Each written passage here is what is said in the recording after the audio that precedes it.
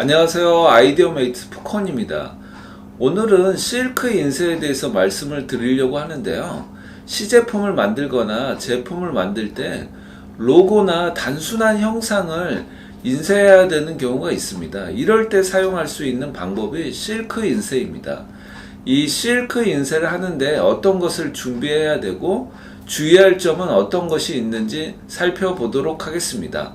제품 디자이너라면 꼭 봐주시기 바랍니다. 작은 차이에 의해서 제품 디자이너의 실력이 나타나는 순간입니다. 자, 그러면 함께 보실까요? 아이디어 메이트. 실크 인쇄에 대해서 말씀을 드리겠는데요. 로고 또는 단순한 형상을 인쇄할 때 이용할 수 있다고 말씀을 드렸는데요. 나무나 알루미늄 틀에 이렇게 보시면은 나무가 있습니다. 이 틀에 미세한 구멍이 나 있는 실크로 된 망을 고정을 합니다. 그리고 인쇄하지 않는 부분을 먼저 막고요.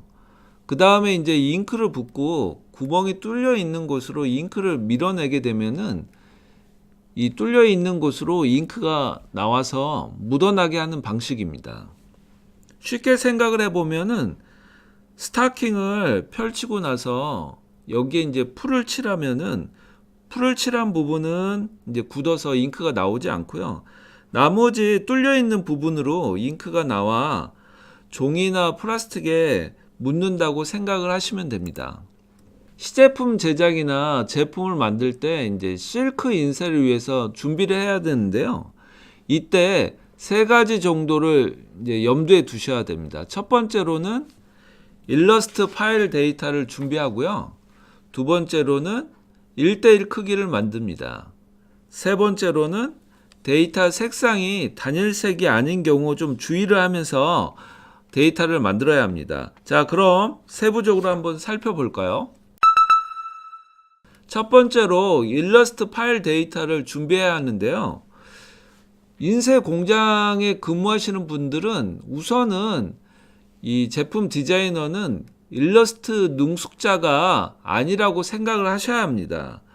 그래서 공장에서 변경하는 일이 없도록 만들어줘야 하는데요. 이제 두 번째로 폰트가 있는 경우 깨트려서 바뀌지 않도록 처리를 해줘야 됩니다. 이 폰트를 같이 보내거나 하면은 지금 완벽한 상태가 아니기 때문에 또 새로운 작업을 하거나 이 폰트를 설치해 줘야 되는 번거로움이 있습니다. 그래서 이 완벽한 상태로 보내서 공장에서 바로 작업이 가능하도록 해줘야 합니다. 여기서 이제 폰트를 깨트린다는 말에 이건 뭐지 하시는 분들이 있을 텐데요. 이 일러스트 같은 걸 보시면은 이 아웃라인이 있는데요. 이걸 윤곽선 처리라고 합니다. 이 프로그램에서 폰트라고 인식을 하지 않도록 그림 같은 것으로 인식되도록 만들어주는 과정을 폰트를 깨트린다, 이런 표현을 하고 있습니다.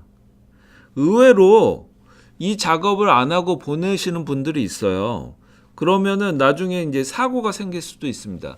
다른 폰트가 불려지거나 아니면 크기가 변동되는 그런 사고가 발생할 수 있으므로 꼭 폰트를 깨트려서 보낼 수 있도록 합니다. 세 번째로는 일러스트에서 DXF 파일 같은 거를 변환을 해서 같이 보내주는 경우가 있는데요.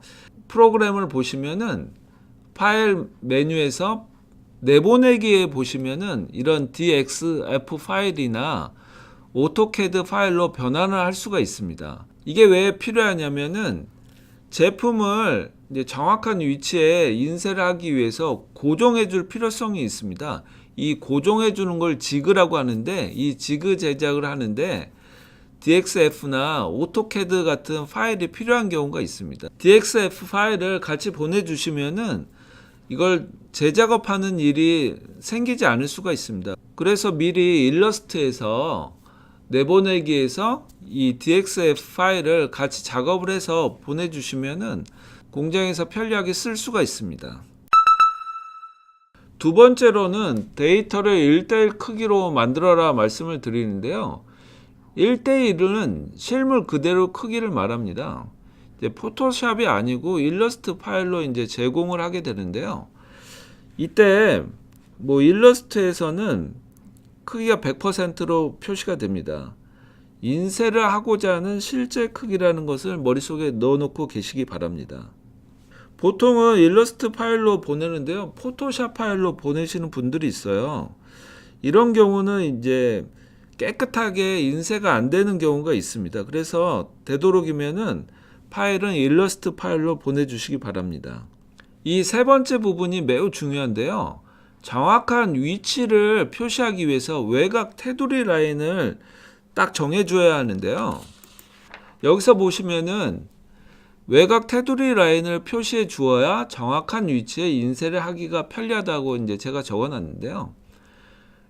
만약에 이제 로고를 인쇄한다, 네모난 상자 뚜껑에 이렇게 A와 같이 로고만 딱 주면은 이 위치를 임의적으로 이제 판단해서 인쇄를 하게 됩니다. 그렇게 되면 안 되고요. 이렇게 외곽 테두리 라인을 같이 줘서 정확하게 이 아이디어 메이트 로고가 가운데 위치할 수 있도록 만들어 주어야 합니다.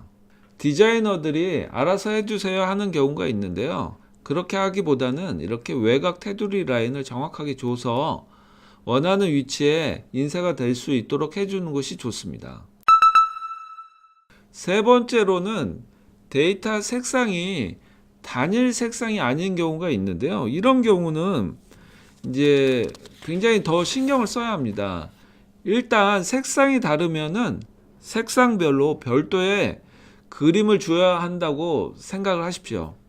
세 번째로는 이제 겹쳐져 있는 부분이 있으면은 인쇄하는 순서도 달라집니다. 그래서 별도로 줘야 된다 이런 생각을 하고 계시면은 공장에서 제 요청이 오는 경우가 없을 겁니다. 자, 이제 예를 들어 본다면은 색상이 이제 다르고 도형이 겹치는 경우인데요. 이제 세 가지 색상이 있습니다. 빨간색, 노란색, 녹색이 있는데요. 이런 경우는 이제 어떻게 처리를 하는지 한번 보여드리겠습니다. 이렇게 전체 그림을 통으로 주는 경우가 많이 있습니다. 이렇게 주시면 안 되고요. 개별 형상에 따라 이제 정확한 위치를 잡아서 줘야 되는데요. 이렇게 외곽 테두리 라인하고 그다음에 이제 노란색 위치, 또 외곽 테두리 라인의 정확한 위치에 맞게 빨간색을 이렇게 만들어 주고요. 이 녹색 같은 경우도 외곽 테두리 라인에 위치를 해서 정확하게 위치를 잡아줍니다. 이렇게 해야지 여기서 보시는 빨간색, 노란색, 녹색의 위치가 정확하게 원하는 형태로 나오게 됩니다. 그래서 꼭 이렇게 색상이 다른 경우는 별도로 만들어줘야 한다 생각을 하십시오. 정리를 한번 해보겠습니다. 실크 인쇄를 할 때는 첫 번째로 일러스트 데이터를 준비한다. 두 번째로 실제 크기와 같은 실물 크기 데이터를 준비한다. 세 번째로 단일 색상이 아닌 경우 각 색상별로 그림을 준비한다. 위에서 언급한 내용은 가장 기본적인 내용입니다. 각 상황에 따라 준비해야 될 것이 다를 텐데요. 이런 작은 것들을 잘 준비하시면은 시간과 비용을 아끼실 수가 있습니다. 지금까지 들어주셔서 감사합니다. 영상이 도움이 되셨다면 구독, 좋아요 꼭 눌러주시고요. 저는 다음 영상에서 뵙겠습니다. 안녕!